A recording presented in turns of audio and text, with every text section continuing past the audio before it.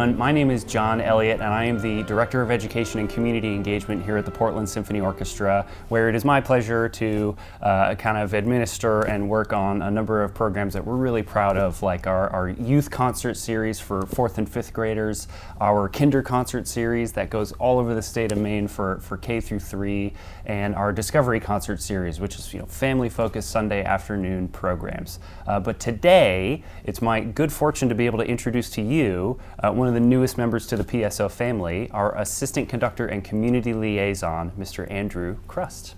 Hello, I'm so happy to be here. Yay, yeah. Tell us a little bit about yourself, Andrew. Where do you come from? Sure, I'm originally from the Midwest, from Kansas City, Kansas, and I grew up there. I spent most of my early life there. I've always kind of been a musician. I started off my musical career in music education, and that's always been an extreme passion for me, something I've always wanted to continue. But at the same time, I kind of wanted early on to see how far I could go professionally in music as well. So I've had these kind of two things pulling me in my life. And I did my undergrad in Kansas, and then I moved to Montreal. I lived in Montreal for a total of 4 years. I went to McGill there, and then I did my doctorate in Colorado in Boulder. And so I just finished my doctorate, and I just started this job. And the great thing about this job for me is that it does allow me to follow both of those passions, that education, that sustainable and really important community work, but also working with the Portland Symphony at a very high artistic level.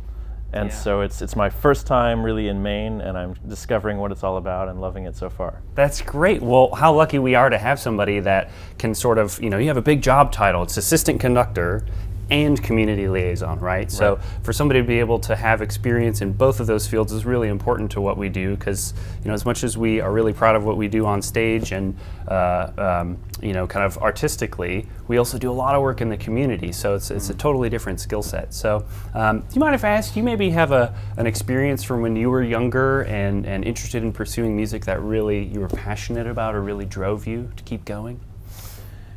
I would say that there wasn't a one experience, but for me, I didn't have any teachers who really, I had good teachers, but no teachers that said, here's what you need to do to succeed in music. You need to go to this school, you need to do this and this and this. But I had a family which was very supportive of music and played a lot of great music at home.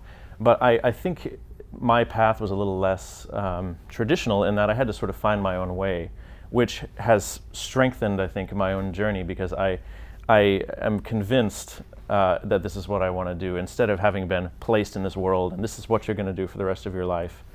So I've had to sort of find my own interests and my own way forward. That's great. That's really great. Well, so you're the Assistant Conductor Community Liaison. You have that big job title. Maybe you could help people understand a little bit about what exactly you do at the PSO. That's a great question. Assistant Conductor, I think, has got to be one of the most complicated jobs that there is, because there's so many hats that you wear. And you've got the artistic and you've got the community-related parts of your job. And of course, at the artistic level, that's working with the Portland Symphony. I learn all of the repertoire for the entire year. That's all the classical stuff, all the pops, education, because I have to be there even if I'm not performing, in case something should go wrong. I'm also there at the rehearsals giving notes to Robert, balance, working with guest conductors and guest artists. And so you have to have that very high artistic standard, but at the same time, you have this community element, which is going into the schools, going into all kinds of schools and working with kids at all levels, which is doing media events. And one of the other important parts of my job is when the PSO is keeping Robert busy with all of his work, I can sort of fill in and take on a lot of his tasks in the community and with the media and things like that. So Andrew, it's going to be a really big year this year. You're going to be at all the concerts, preparing all those scores, doing all that work. Do you have any projects that you're particularly excited about taking on? There's so much great rep in the classical season, but the concerts that I'm mostly involved in are the ones that I think have the most community impact, which are the education concerts and a lot of the pops concerts as well, which reach new audiences. And there's some tremendous education concerts. The one I'm most thrilled about, because I'm a bit of a nerd, is the Outer Space Symphony concert. There's going to be some tremendous music on that from John Williams, and music from Star Trek and Host the Planets, and that's going to be really fun, and the kids are going to enjoy that a lot. And the other one is What is American Music, which is a youth concert based on the young people's concerts of Leonard Bernstein. And there's nobody better at talking about music than him. And so kids are going to learn about American style, what does it mean to be American in terms of our artistic product. that's really thrilling. In the pops world, I'm really excited about the American Fiddle Concert with Mark O'Connor. He's an absolutely wonderful musician, and we're doing a lot of his compositions, but also a lot of general sort of Americana works like Copland and these big, huge American-style works. Cool. That's great. So it sounds like some really exciting projects there. Could you tell me maybe a little bit about how you like to prepare to take on these big challenges, these big shows that you're going to be doing? Yeah, sure. You have to be, in this day and age, a slave to the clock as a conductor. So you have to be really, really well planned out. But that's not what I like to talk about or think about. I like to think about the artistic process. Sure. And when you get a new score, I like to think of it as like going into a new forest, for example. Let's say you're a biologist or a naturalist and you walk into a new forest. You don't just jump down into the grass and start counting leaves and naming things. You get the big picture, right? You sort of just breathe and you think, okay, what is this forest all about? In this case, what is this score all about? What is the general concept? So I come from big to small. And so I always try and have a biography at hand. I want to learn more about the composer, the time that the composer lived. So then I think, what is the spirit of the piece? Then I break it down. I think, how is it constructed? Like how, in an architectural way, how is a house constructed? How many walls are there? And then I get deeper and deeper and deeper into the very smallest musical fragments. Play as much as I can on piano so I can really get it in my body. The point is, as a violinist or a trombonist or whatever in an orchestra, you spend so much time learning your one part, but the conductor has to have an overarching idea of the entire piece. And so that means learning it from every potential angle.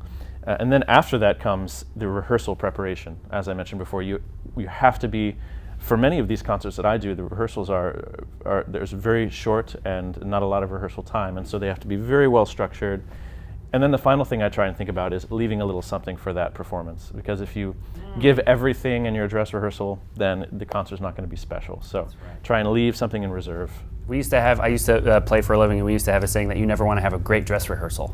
It's the worst. Absolutely. You leave a dress rehearsal, and I was like, that was awesome, and you're like, oh no, we have to try and do that again tonight. That's right. Extra challenging on top of everything else that there already is. So you're new to Portland here. Yep. This is the first time you've lived in Maine. You've been here for just a few months. We went through the welcoming process with you over the summer, and you've been here a few months. We got to talk food. Okay, it's Portland, Maine. That's what's going on here.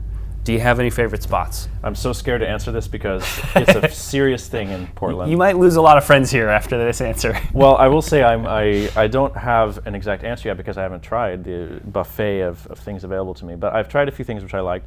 First of all, you'll see me hanging out a lot at a lot of coffee shops. I go a lot to Bard and Arabica. I am on my bike, so you might see me in the city going around a little bit. But I've tried something. I love the decadence of Slab. That place is really great. Yeah. I've tried Central Provisions. I've tried Maine Lobster Company, of course.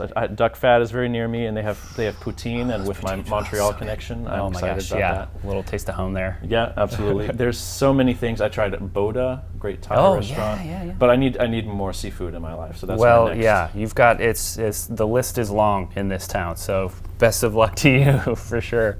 So you've got some good, kind of favorite food places. Mm-hmm. What about I always really like to have sort of a happy place. If you have a long day, let's say, it's nice to go to a spot that you can have a little bit of tranquility, a beautiful view. What is your happy place here in Portland so far? I'm still learning, but I would say I live close to the Eastern Prom, and so that's a very easy walk or bike ride. But for me, I talked about biking, and I'm talking about a bicycle, not a motorcycle, by the way. Yeah. That is kind of my happy place. I like to just discover the city in that way, and that comes from maybe my time in Montreal. It's sort of the Amsterdam of North America. Yeah. But to discover the city by just going through random streets, and biking and discovering different areas of town. So that's being on my bike on a nice day. That's sort of my happy place. That's great.